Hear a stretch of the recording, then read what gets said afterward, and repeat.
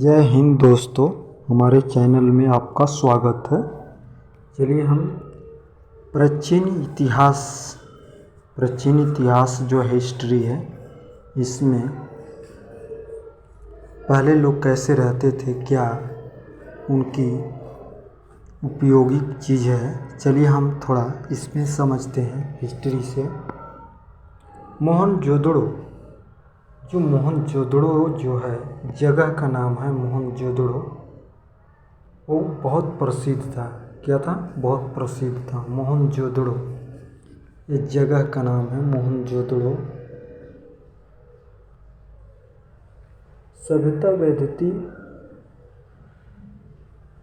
वैदिक समय सभ्यता की सबसे बड़ी इमारत है, जिसके मध्य स्थित अस्थाना कुंड 11.88 मीटर लंबा और 7.01 मीटर चौड़ा और 2.43 मीटर गहरा है। मोहनजोदड़ो का जगह जो है इतना है। कहने का मतलब कि जैसे मान लीजिए ये मोहनजोदड़ो है, जगह का नाम है, तो इसकी जो लंबाई है मोहनजोदड़ो की, तो इसकी लंबाई है 11.18 मीटर है। इसकी जो चौड़ाई है, तो ये इसकी चौड़ाई जो है 7.01 मीटर है। इसकी चौड़ाई हो गई। और इसकी ये जो गहराई है, नीचे खंधा है, तो इसकी गहराई जो है कितना है? 2.43 मीटर नीचे गहरा है ये जगह जो है।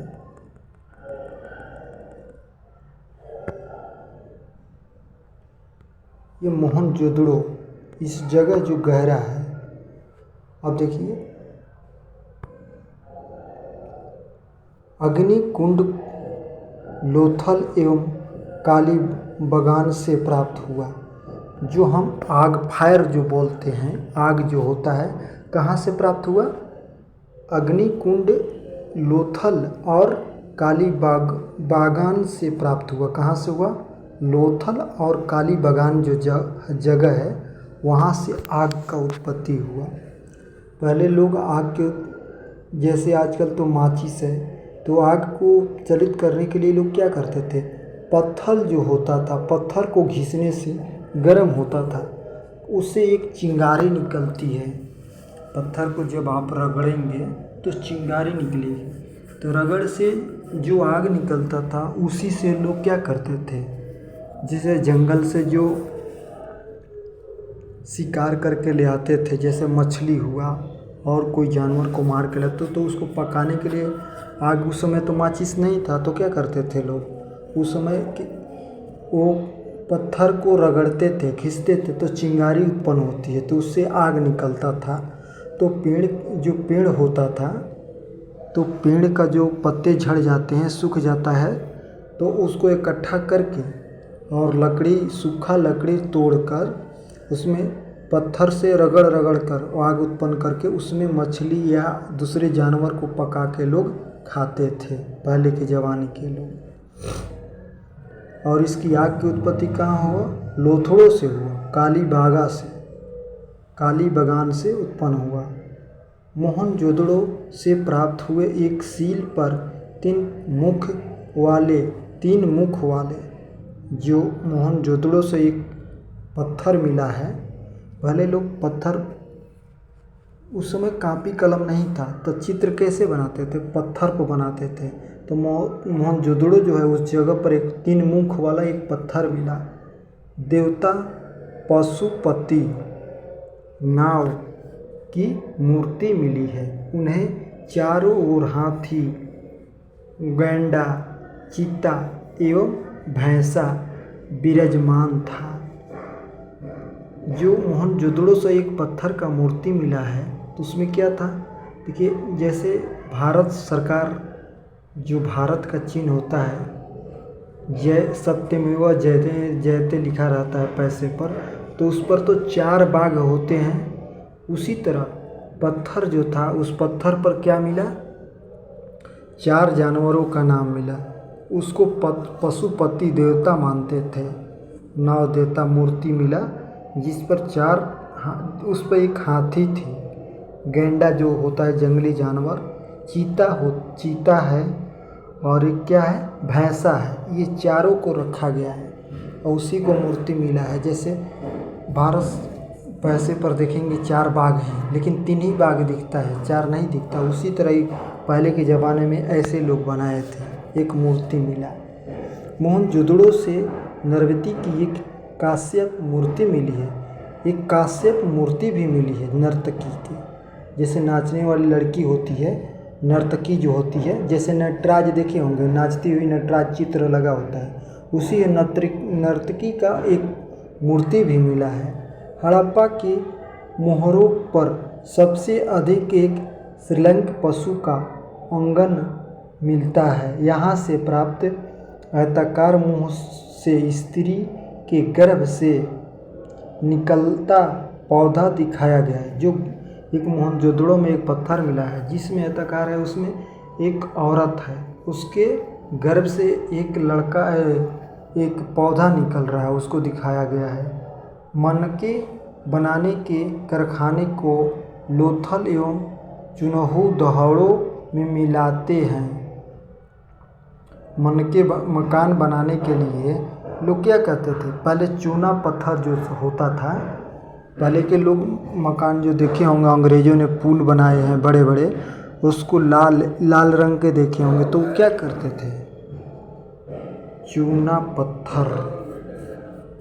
पत्थर मिलाकर, चूना जो होता था उसको मिश्रित करके बनाते थे। वो बहुत मजबूत होता है। आजकल भी ये देखे होंगे पुल बने हैं, बड़े बड़े बने हैं, मकान बने हैं।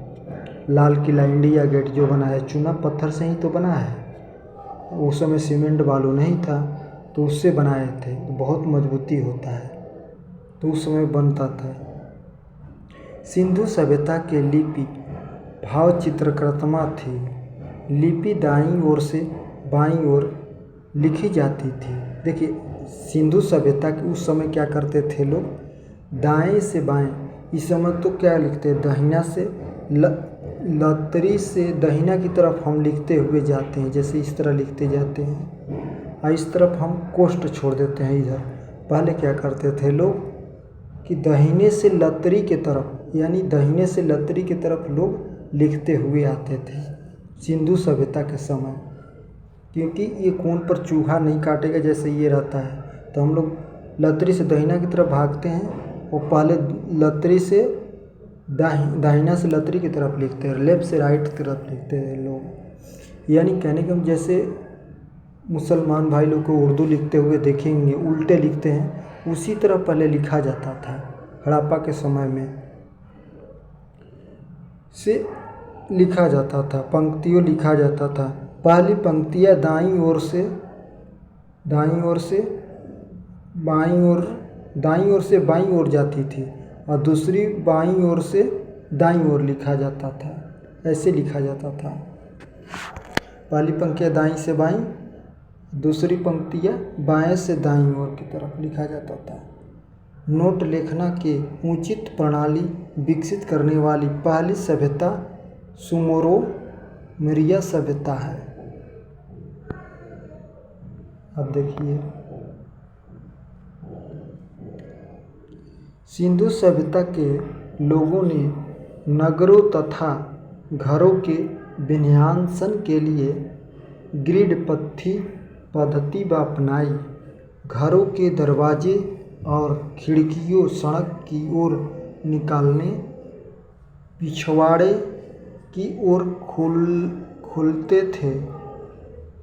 घर जब बनता था तो दरवाजे लगाते थे लोग, और खिड़की जो थी, सड़क जिस तरफ सड़क होता था उस तरफ सड़क की ओर न खोलकर पिछवाड़े की ओर खोलते थे। सड़क की तरफ ना दरवाज़ा खोल, जो खिड़की होता था ना, पहले तो मकान घर के पीछे छोड़ा जाता था, सड़क की तरफ नहीं।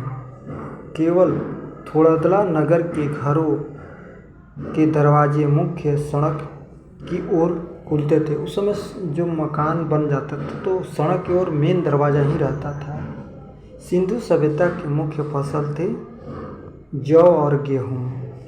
उस समय मुख्य फसल क्या था? गेहूँ और जौ।